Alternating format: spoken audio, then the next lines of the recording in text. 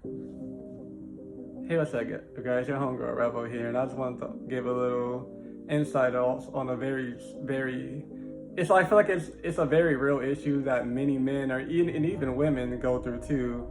But for men, it's extremely detrimental, especially because it's an issue that society often downplays, and it's the real implications of porn addiction.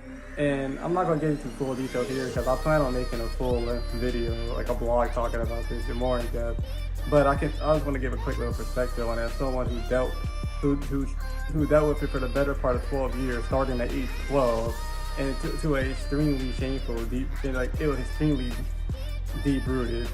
And well, for one, I just want to say that one of the, porn addiction is a very real thing, but I feel like I feel like porn addiction is definitely what I would call like it's a secondary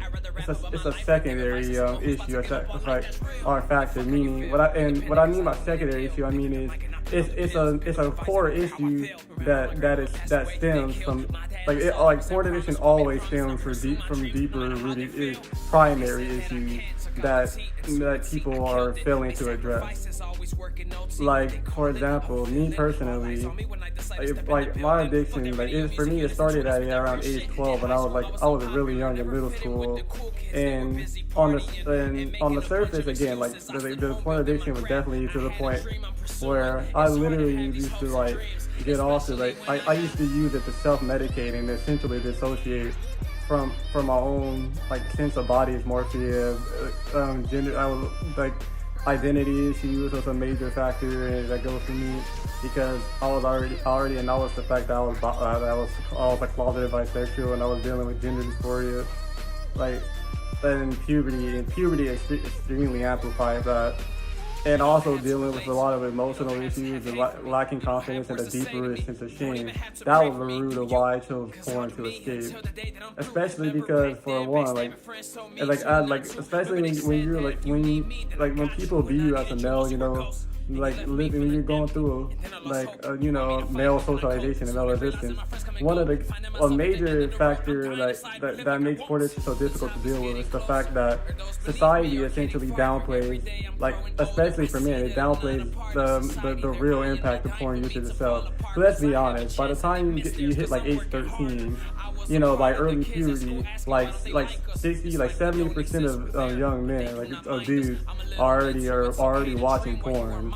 And then if you try to and even if you're like me, and you got to the point where you realize it became a real problem, or you were feeling shameful about it, you go to your fellow brothers, to the men in your spaces in your circle at that age, and then instead of taking it seriously, even shit, what am I talking about? Even as an adult male, I know from personal experience, most dudes are just gonna see it as a joke, and they're just gonna crack jokes and just laugh about it. Real shit. Let's be honest. You vent to your friends talking about because porn is so normalized in our society. So yes, you talk to your boys about it, and then all they're gonna do is they're gonna make remarks that's funny, bro. Tiana Trump, man, she's fine as fuck. Bro, and anyone who's lived the male experience, who was socialized male, know exactly what I'm talking about.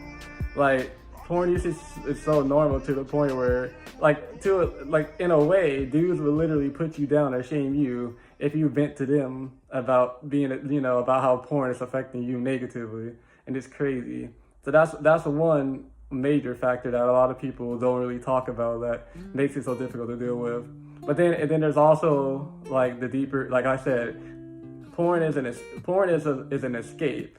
It's almost like substance abuse in a way, like why people turn to other drugs, drug addiction, for example, is very similar. It's a secondary problem in the sense that it's rooted from deeper psychological, emotional, attachment traumas. There's always a deeper core issue that goes above the porn usage or the addiction. And then again, I'm not gonna get super into that because I have an entire mental health blog. I have a whole video talking about going more in depth into this, giving more specifics, and how for me also the porn addiction I dealt with was also it directly ties into my OCD. And before people say it, like, a lot of people don't fully understand OCD, because when they think of OCD, they think of like the stereotypical type of OCD where people are like afraid of germs and they need to like touch doorknobs and count to like 5 and stuff. But there's multiple different subtypes of OCD, and the main one that affected me, like the reason why I started my mental health journey back in 2020, was due to the fact that my porn, like the sexual intrusive thoughts and the porn addiction got so bad to the point where, like, also I need to explain. I will give a little bit of context. I literally was convinced myself that I may have had a genuine attraction to minors, and it literally led to a suicide attempt the following year, 2021, due to the fact that I ended up watching like lolicon, and like watching like hentai porn parodies where the characters were technically minors, and then dealing with that, and also at this point I already been dealing with porn addiction for 10 years, and since I was 12, and to the point where, like, one of the factors is dealing with porn addiction is, like with any drug, like you get so desensitized and so dissociated from what you're watching, to the point where you need to watch heavier and heavier and more taboo topics, just to get that same stimulus. And since it also gets to the point where you could convince yourself that, like, oh, it's just porn, so none of this shit is real. So it starts, dilating and distorting your sense of reality and sense of self of who you are. And I literally tried to kill myself due to how deep-rooted the shame was and how scary it was, because like there's a lot more to go. Again, if you want to learn more about this, please check out my mental health blogs, like the one titled porn, like the one I literally titled porn, like where I mentioned OCD and this addiction, and like in the description. It's a 19-minute long video, and I go on far more in depth into this. But yeah, that's all. For now, that's all I have to say. But yes, to all men, the one thing I have to say is, like, there's nothing wrong with therapy. There's nothing wrong with asking for help. But also, there's nothing wrong with admitting that you have a problem. And if you have to, don't be afraid to reach out to your brothers. Shit, even under, like, if you have solid homegirls or women in your life who care about you, don't be afraid to reach out, like, to open up to them either. Like, of course, there's gonna be